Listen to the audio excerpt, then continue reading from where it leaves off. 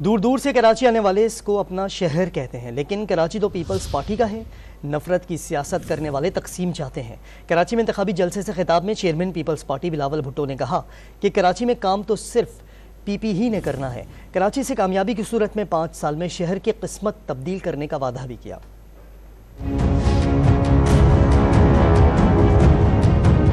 یہ ہمارا شہر ہے، ہمارا شہر ہے، کسی اور کا شہر نہیں۔ یہ لوگ دور دور سے آتے ہیں اور کہتے ہیں کہ کراچی ان کو بتائے کہ کراچی پاکستان پیپلز پارٹی کا ہے۔ نفرت کی سیاست کر کے ہمارا شہر کو تقسیم کرنا چاہتے ہیں۔ ہم کراچی کے چپا میں کام کرنا چاہتے ہیں، آپ کا مسائل کا حل نکالنا چاہتے ہیں، اور یہی تو وجہ ہے کہ میں کراچی کے عوام سے درخواست کر رہا ہوں کہ ایک بار پاکستان پیپلز پارٹی کے ساتھ دے۔